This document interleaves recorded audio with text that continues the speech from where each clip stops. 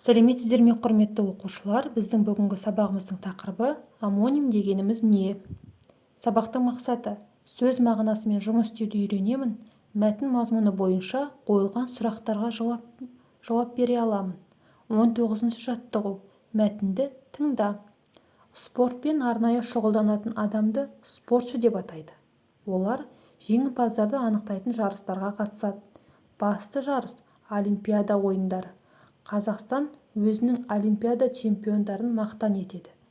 Суреттегі спортшылар спорттың қай түрінен жеңіске жетті? Тағы қандай Олимпиада жеңімпаздарын білесің? Құрметті оқушылар, мына жерде 3 Олимпиада чемпионың берілген. Сіздер кімді танып тұрсыздар? Бұл жерде Бекзат Саттарханов, Бақтияр Артаев, Ольга Шишигина бар. Бекзат Саттарханов 57 келіге дейінгі салмақта бокстан өнер көрсетіп, Олимпиада чемпионы болды. Бақтияр Артаев 69 келі салмақ бойынша бокстасып Олимпиада чемпионы болса, Ольга Шишигина кедергілермен 100 метр қашықтыққа жүгіру бойынша Олимпиаданың жеңімпазы атанды. 20-шы жаттығу: жадқа жазып қарамен жазылған сөздердің мағынасын түсіндір. Түріп жең, күресте жең. Талып қар, күре қар. Жең, киімнің жеңі, жеңу, жеңіс.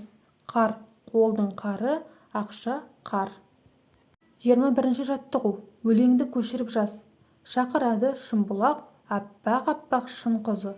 Қуанбайтын кім бірақ, жарқыраса жұлдызы. Шымбұлақ туралы не білесің? Энциклопедиядан шымбұлақ туралы біліп ал. Шымбұлақ Алматы маңындағы Іле Алатау шатқалының 2510 метр биіктігінде орын тепкен тау шаңғылық курорты. Талғар асуының бөктеріндегі бұл спорттық кешен 1954 жылдан бастап тау шаңғысы спортшыларының сүйікті орнына айналған. Алғашқыда бұл кешен кеңес тау шаңғышыларының Олимпиадаға дайындық базасы ретінде құрылған. Жарыс жолының ені 25 метр, еңістігі 11-29 градустардың аралығында. Сондықтан шаңғышылардың ең жақсы жылдамдық көрсетуіне қолайлы. Техникалық сипаттамасы жағынан Еуропаның ең жақсы жарыс жолдарынан кем емес. Көп жағдайда қарының сырғанақтық сапасы бойынша олардан артық. 22-ші жаттығу: суреттегі зат атауларын екі мағынада қолданып сөйлем құрап жаз. Бұл жерде қой, ара, мақта суреттер берілген. Бірінші қой іс-қимыл атауында телефонды орнына қой. Екінші жануар атауы: мен ертең қой кезекке барамын. Келесі ара. Бұл жерде іс-қимыл атауы: мен ағашты арамен араладым. Келесі жәндік атауы ретінде менің қолымды ара шақты. Мақтаға: бірінші әкем мені жетістігім үшін мақтады. Бұл жерде іс-қимыл атауы болып тұр.